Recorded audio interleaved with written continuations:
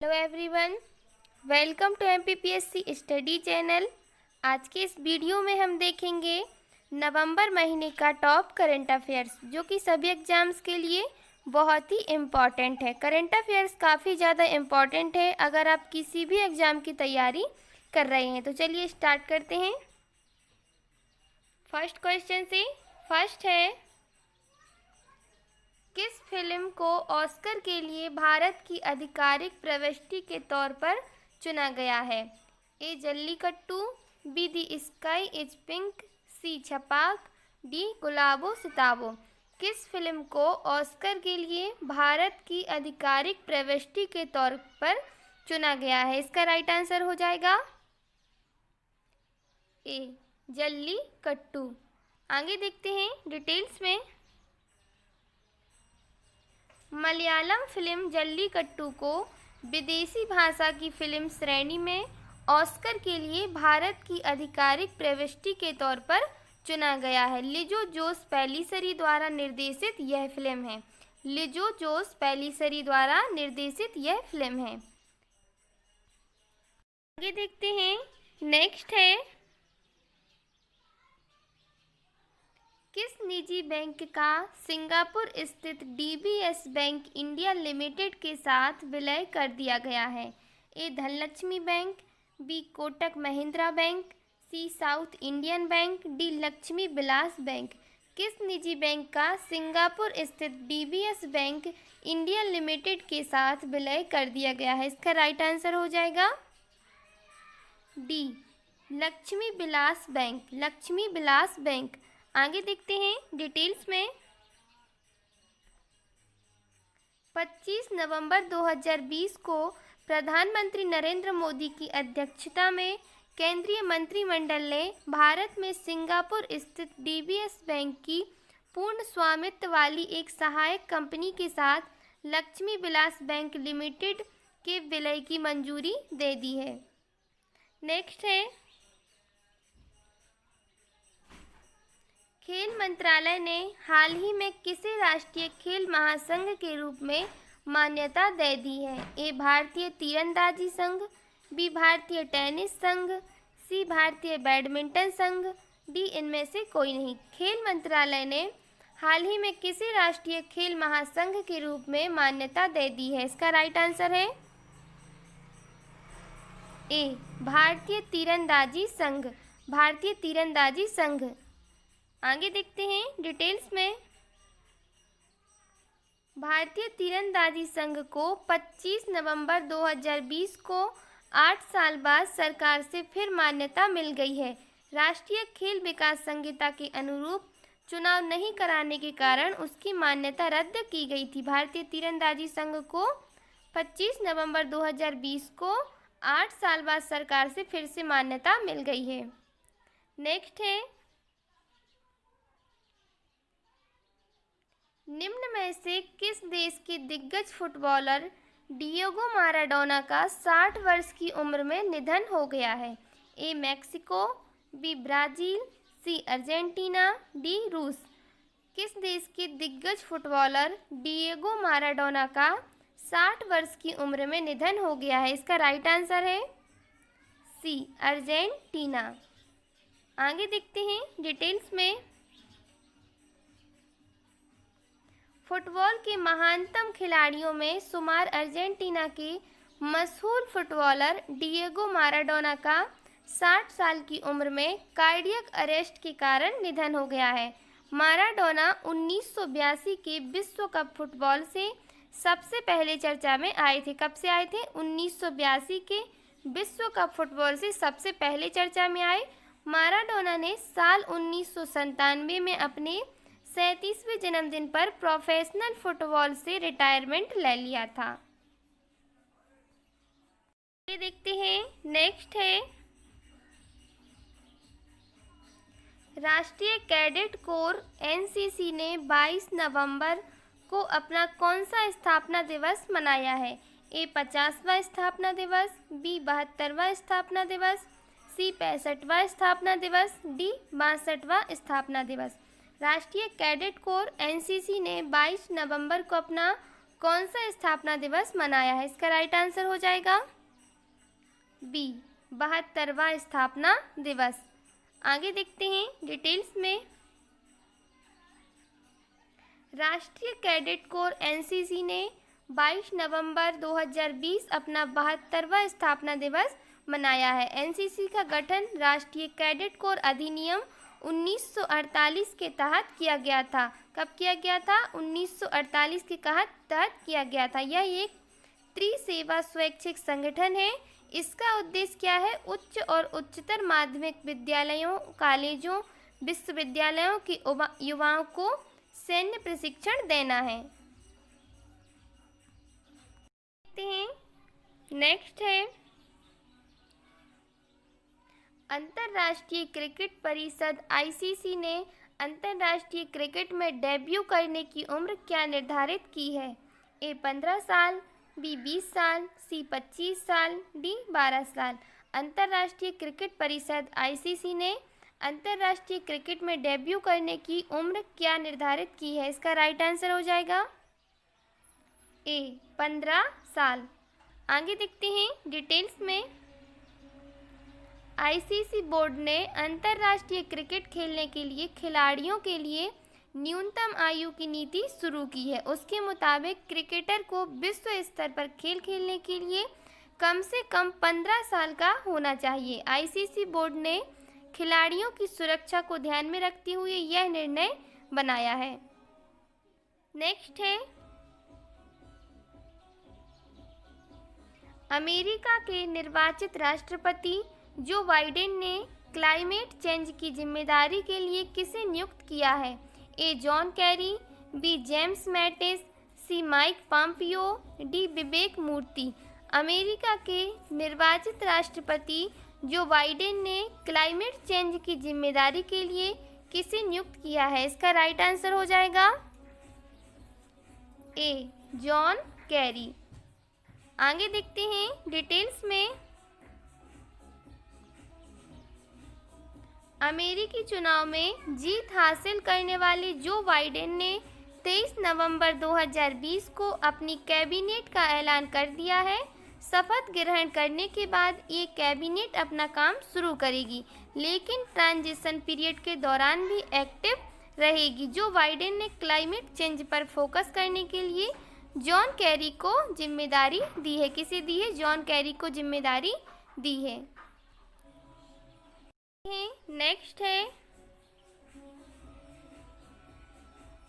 किस राज्य में प्रतिवर्ष आयोजित होने वाले इंडिया इंटरनेशनल चेरी ब्लॉसम महोत्सव को कोविड-19 महामारी के कारण रद्द कर दिया गया है? ए कर्नाटक, बी मेघालय, सी असम, डी केरल। किस राज्य में प्रतिवर्ष आयोजित होने वाले इंडिया इंटरनेशनल चेरी ब्लॉसम महोत्सव को कोविड-19 की महामारी के कारण रद्द कर दिया गया है? इसका राइट आंसर हो जाएगा बी मेघालय। आगे देखते हैं डिटेल्स में। मेघालय में प्रतिवर्ष आयोजित होने वाले इंडिया इंटरनेशनल चेरी ब्लॉसम महोत्सव को कोविड-19 महामारी के कारण रद्द कर दिया गया है। भारत के एकमात्र चेरी ब्लॉसम महोत्सव को मेघालय की राजधानी शिलांग में आयोजित किया जाता है। मेघालय की राजधानी शिलांग में आयोजित किया जाता है। नेक्स्ट है सर्वश्रेष्ठ अभिनेता के तौर पर इंटरनेशनल एमी अवार्ड 2020 किस अभिनेता ने जीता है? ए बिली बैरेट, बी गुइडो कैप्रिनो, सी अर्जुन माथुर, डी राफेल लोगम। सर्वश्रेष्ठ अभिनेता के तौर पर इंटरनेशनल एमी अवार्ड 2020 किस अभिनेता ने जीता है? इसका राइट आंसर हो जाएगा ए बिली बैरेट।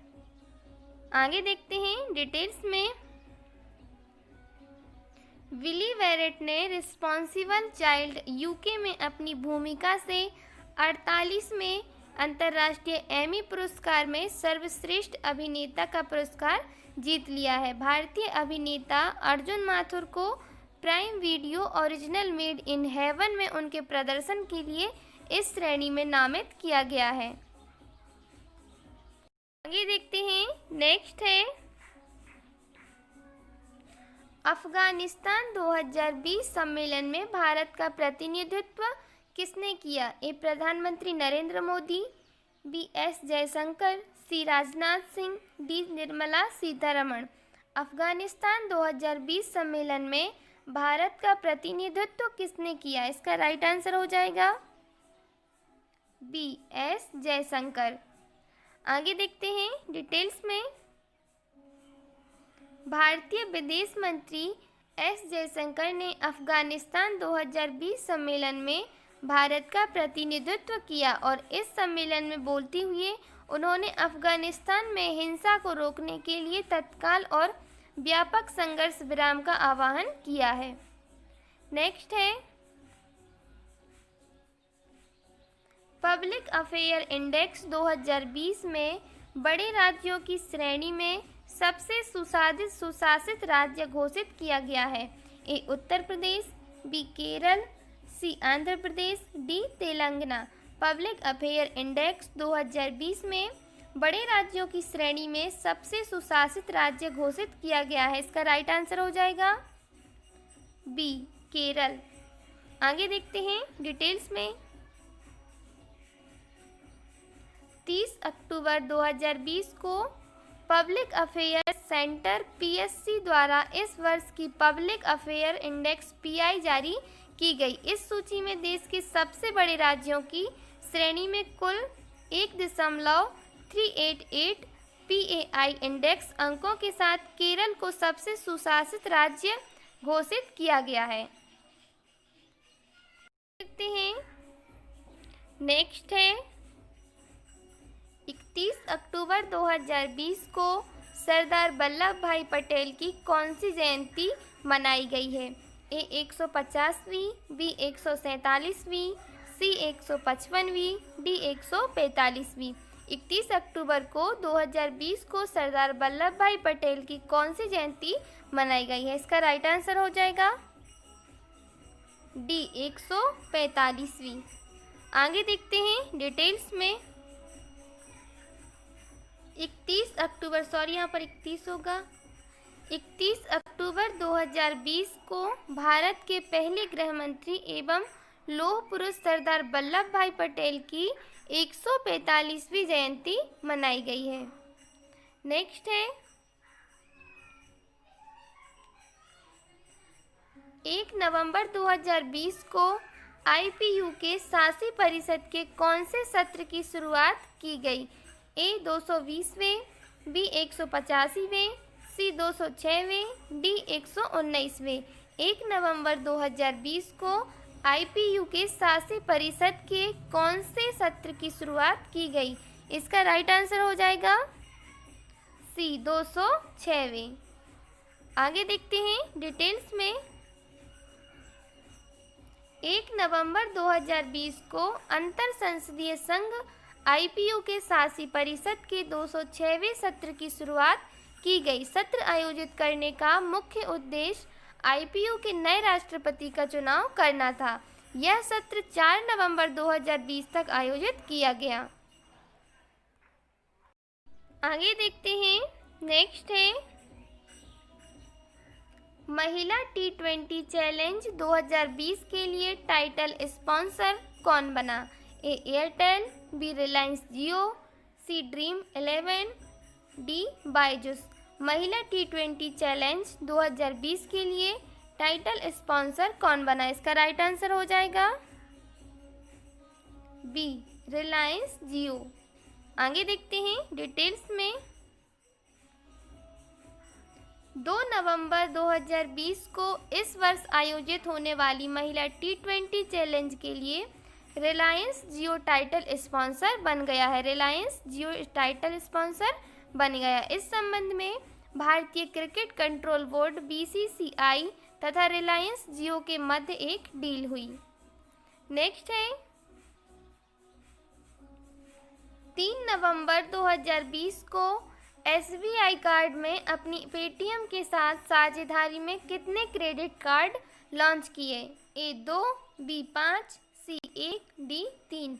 3 नवंबर 2020 को SBI कार्ड में अपनी पेटीएम के साथ साझेदारी में कितने क्रेडिट कार्ड लॉन्च किए? इसका राइट आंसर हो जाएगा ए 2। आगे देखते हैं डिटेल्स में। 3 नवंबर 2020 को भारतीय स्टेट बैंक कार्ड एवं पेमेंट सर्विस ने पेटीएम के साथ साझेदारी में 2 क्रेडिट कार्ड लॉन्च किए। इन 2 क्रेडिट कार्ड्स में पेटीएम एसबीआई कार्ड एवं पेटीएम एसबीआई कार्ड सिलेक्ट शामिल है। नेक्स्ट है, महिलाओं के नेतृत्व में कितने स्टार्टअप्स ने कोविड-19 श्री शक्ति चैलेंज का खिताब जीता है? ए 10, बी 15, सी 8, डी 6। महिलाओं के नेतृत्व में कितने स्टार्टअप्स ने कोविड-19 से श्री शक्ति चैलेंज का खिताब जीता? इसका राइट आंसर हो जाएगा डी 6। आगे देखते हैं डिटेल्स में। 4 नवंबर 2020 को महिलाओं द्वारा संचालित देश के कुल 6 स्टार्टअप्स ने कोविड-19 श्री शक्ति चैलेंज जीता। नेक्स्ट है, 3 नवंबर 2020 को केंद्रीय मंत्री किरण रिजिजू ने भारत के किस राज्य में एसएआई केंद्र के नए क्षेत्रीय केंद्र का उद्घाटन किया? ए बिहार, बी हरियाणा, सी पंजाब, डी राजस्थान। 3 नवंबर 2020 को केंद्रीय मंत्री किरण रिजिजू ने भारत के किस राज्य में एसएआई केंद्र के नए क्षेत्रीय केंद्र का उद्घाटन किया? इसका राइट आंसर हो जाएगा सी पंजाब। आगे देखते हैं डिटेल्स में। नवंबर 2020 को केंद्रीय युवा खेल मंत्री श्री किरण रिजिजू ने पंजाब के जकीरपुर में भारतीय खेल प्राधिकरण एसएआई के नए क्षेत्रीय केंद्र का उद्घाटन किया। नेक्स्ट है, विश्व सुनामी जागरूकता दिवस कब मनाया जाता है? ए 4 नवंबर, बी 5 नवंबर, सी 3 नवंबर, डी 2 नवंबर। विश्व सुनामी जागरूकता दिवस कब मनाया जाता है? इसका राइट आंसर हो जाएगा बी 5 नवंबर। विश्व सुनामी जागरूकता दिवस 5 नवंबर को मनाया जाता है। आगे देखते हैं। प्रतिवर्ष 5 नवंबर को सुनामी से जुड़े खतरों के बारे में लोगों को जागरूक करने के लिए विश्व सुनामी जागरूकता दिवस के रूप में मनाया जाता है। संयुक्त राष्ट्र द्वारा इस वर्ष विश्व सुनामी जागरूकता दिवस का विषय सेंडाई 7 कैंपेन रखा गया है। क्या रखा गया है? सेंडाई 7 कैंपेन रखा गया है। नेक्स्ट है, इफ्को ने किसानों तथा एग्री प्रोडक्ट्स की पहुंच हेतु किसके साथ सहयोग किया है? ए पेटीएम, बी एसबीआई योनो कृषि ऐप, सी पंचायती राज संस्थान, डी नीति आयोग। इफ्को ने किसानों तथा एग्री प्रोडक्ट्स की पहुंच हेतु किसके साथ सहयोग किया है? इसका राइट आंसर है बी एसबीआई योनो कृषि ऐप। आगे देखते हैं डिटेल्स में। 6 नवंबर 2020 को भारतीय किसान उर्वरक सहकारी इफ्को ने किसानों तक बाजार एग्री प्रोडक्ट्स की पहुंच हेतु एसबीआई योनो कृषि ऐप के साथ सहयोग किया। इस सहयोग से एसबीआई योनो ऐप अब इफ्को के समस्त गुणवत्तापूर्ण उत्पादों की मुफ्त में होम डिलीवरी भी करेगा। आगे देखते हैं। नेक्स्ट है,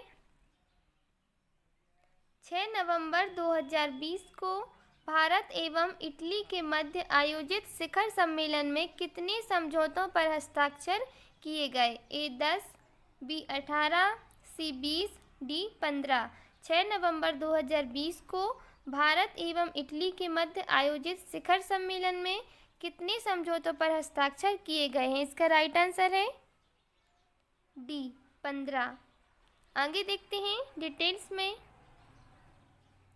6 नवंबर 2020 को भारत एवं इटली के मध्य आभासी माध्यम से द्विपक्षीय शिखर सम्मेलन का आयोजन किया गया। सम्मेलन में दोनों देशों के प्रधानमंत्री द्वारा साझा रूप से 15 समझौतों पर हस्ताक्षर किए गए हैं।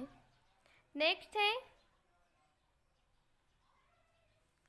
7 नवंबर 2020 को भारत के नए मुख्य सूचना आयुक्त के रूप में किन्होंने शपथ ग्रहण की है?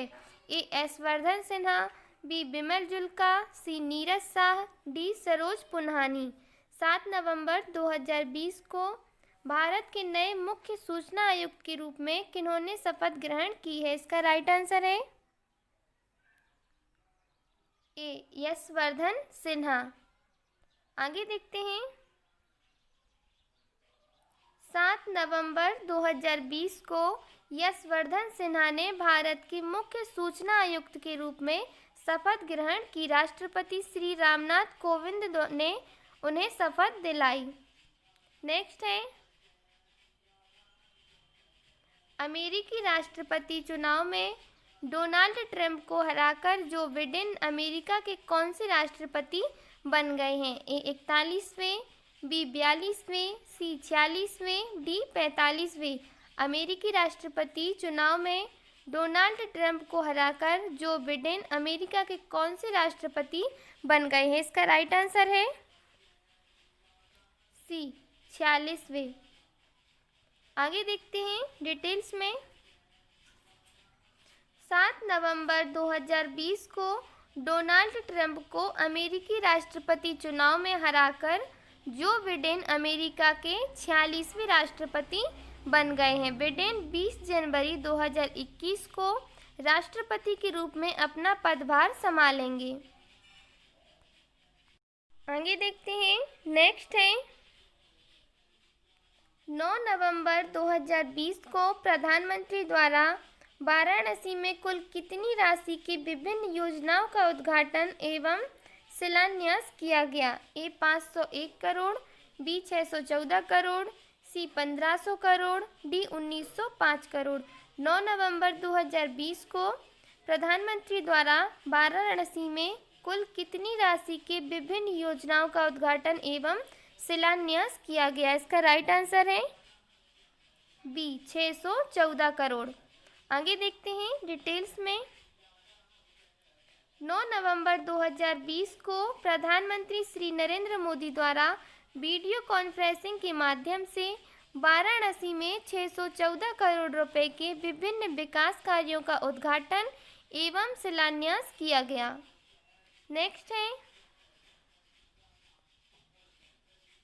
आईपीएल 2020 का खिताब किस टीम ने जीता है? A Delhi Capitals, B Kings 11 Punjab, C Mumbai Indians, D Chennai Super Kings. IPL 2020 का खिताब किस टीम ने जीता है? इसका राइट आंसर है सी मुंबई इंडियंस। आगे देखते हैं डिटेल्स में 10 नवंबर 2020 को मुंबई इंडियंस ने दुबई के अंतर्राष्ट्रीय क्रिकेट स्टेडियम में आईपीएल सीजन 30 खिताब जीत लिया है। नेक्स्ट है विश्व रेडियोलॉजी दिवस कब मनाया जाता है? ए 8 नवंबर, बी 4 नवंबर, सी 6 नवंबर, डी 10 नवंबर। विश्व रेडियोलॉजी दिवस कब मनाया जाता है? इसका राइट आंसर है ए 8 नवंबर। आगे देखते हैं प्रतिवर्ष 8 नवंबर को रेडियोलॉजी अनुसंधान से संबंधित जानकारी के प्रचार के लिए रेडियोलॉजी दिवस के रूप में मनाया जाता है। नेक्स्ट है हाल ही में किस अभिनेत्री को भारत रत्न डॉक्टर अंबेडकर अवार्ड से सम्मानित किया गया है? ए सोनम कपूर, बी ऋचा चड्ढा, सी कंगना रनौत, डी इनमें से कोई नहीं। किस अभिनेत्री को भारत रत्न डॉक्टर अंबेडकर अवार्ड से सम्मानित किया गया है? इसका राइट आंसर है बी ऋचा चड्ढा। आगे देखते हैं डिटेल्स में नेक्स्ट है किस राज्य में मेडिकल मोबाइल यूनिट जीवन धारा की शुरुआत की गई है? ए राजस्थान, बी हरियाणा, सी हिमाचल प्रदेश, डी इनमें से कोई नहीं। किस राज्य में मेडिकल मोबाइल यूनिट जीवन धारा की शुरुआत की गई है? इसका राइट आंसर है सी हिमाचल प्रदेश। आगे देखते हैं हाल ही में किसने द लास्ट क्वीन नामक नई किताब लिखी है? ए प्रतीक जोशी, बी सुजीत पांडे, सी चित्रा बनर्जी, डी इनमें से कोई नहीं। किसने द लास्ट क्वीन नामक नई किताब लिखी है? इसका राइट आंसर है चित्रा बनर्जी। चित्रा बनर्जी ने द लास्ट क्वीन नामक नई किताब लिखी है। नेक्स्ट है, हाल ही में भारत के परम सिद्ध को दुनिया के 500 सबसे शक्तिशाली सुपर कंप्यूटर्स की लिस्ट में कौन सा स्थान मिला है? ए 44वां, बी 63वां, सी 52वां, डी इनमें से कोई नहीं। इसका राइट आंसर है बी 63वां। नेक्स्ट है, हाल ही में किस राज्य में बाल अधिकार सप्ताह मनाया गया है? ए Madhya Pradesh, B Rajasthan, D Uttar Pradesh, D इनमें से कोई नहीं। किस राज्य में बाल अधिकार सप्ताह मनाया गया है? इसका राइट आंसर है बी राजस्थान। नेक्स्ट है, किस राज्य के मुख्यमंत्री ने गौ कैबिनेट की स्थापना का निर्णय लिया है? ए राजस्थान, बी हरियाणा, सी मध्य प्रदेश, डी इनमें से कोई नहीं। किस राज्य के मुख्यमंत्री ने गौ कैबिनेट की स्थापना का निर्णय लिया है? इसका राइट आंसर है सी मध्य प्रदेश। नेक्स्ट है, हाल ही में हैदराबाद यूनिवर्सिटी में सुविधा केंद्र का उद्घाटन किसने किया है? A Ramnath Kovind, B Narendra Modi, C M Venkaiah Naidu, D इनमें से कोई नहीं। हाल ही में हैदराबाद यूनिवर्सिटी में सुविधा केंद्र का उद्घाटन किसने किया है? इसका राइट आंसर है C M Venkaiah Naidu. Next है, हाल ही में किस राज्य में एशिया की पहली सौर ऊर्जा सक्षम टेक्सटाइल मिल का उद्घाटन किया जाएगा? ए उत्तराखंड, बी राजस्थान, सी महाराष्ट्र, डी इनमें से कोई नहीं। किस राज्य में एशिया की पहली सौर ऊर्जा सक्षम टेक्सटाइल मिल का उद्घाटन किया जाएगा? इसका राइट आंसर है सी महाराष्ट्र। नेक्स्ट है, किसने तीसरे वार्षिक ब्लूमबर्ग इकोनॉमी फोरम को संबोधित किया है? ए नरेंद्र मोदी, बी निर्मला सीतारमण, सी पीयूष गोयल, डी नितिन गडकरी। किसने तीसरे वार्षिक ब्लूमबर्ग इकोनॉमी फोरम को संबोधित किया है? इसका राइट आंसर है ए नरेंद्र मोदी। आगे देखते हैं डिटेल्स में। प्रधानमंत्री नरेंद्र मोदी ने वीडियो कॉन्फ्रेंसिंग से तीसरे वार्षिक ब्लूमबर्ग न्यू इकोनॉमिक फोरम को संबोधित किया है। नेक्स्ट है, किस राज्य में स्थित कीथम झील को रामसर स्थल में शामिल किया गया है? ए महाराष्ट्र, बी केरल, सी उत्तर प्रदेश, डी पश्चिम बंगाल। किस राज्य में स्थित कीथम झील को रामसर स्थल में शामिल किया गया है? इसका राइट आंसर है सी उत्तर प्रदेश। आगे देखते हैं डिटेल्स में। महाराष्ट्र की लोनार और उत्तर प्रदेश में आगरा की सुर सरोवर झील, जिसे कीथम झील भी कहा जाता है, को रामसर स्थल में शामिल किया गया है। नेक्स्ट है, चुनाव आयोग ने किसी पंजाब का स्टेट आइकॉन नियुक्त किया गया है? ए विराट कोहली, बी युवराज सिंह, सी रितेश देशमुख, डी सोनू सूद। चुनाव आयोग ने किसे पंजाब का स्टेट आइकॉन नियुक्त किया है? इसका राइट आंसर है डी सोनू सूद। आगे देखते हैं डिटेल्स में। भारतीय चुनाव आयोग अभिनेता सोनू सूद को पंजाब स्टेट आइकॉन के रूप में अपॉइंट किया गया है। आगे देखते हैं। नेक्स्ट है, फीफा ने भारत में U70 महिला विश्व कप को रद्द किया। अब इसका आयोजन भारत में कब किया जाएगा? ए 2022, बी 2023, सी 2024, डी 2025। फीफा ने भारत में U70 महिला विश्व कप को रद्द किया। अब इसका आयोजन भारत में कब किया जाएगा? इसका राइट आंसर है ए 2022। आगे देखते हैं डिटेल्स में। अंतर्राष्ट्रीय फुटबॉल महासंघ फीफा ने कोविड-19 महामारी के चलते भारत में खेले जाने वाले अंडर 70 महिला विश्व कप को रद्द कर दिया है। भारत को 2022 में पुनः इसकी मेजबानी का अधिकार सौंपा गया है। नेक्स्ट है,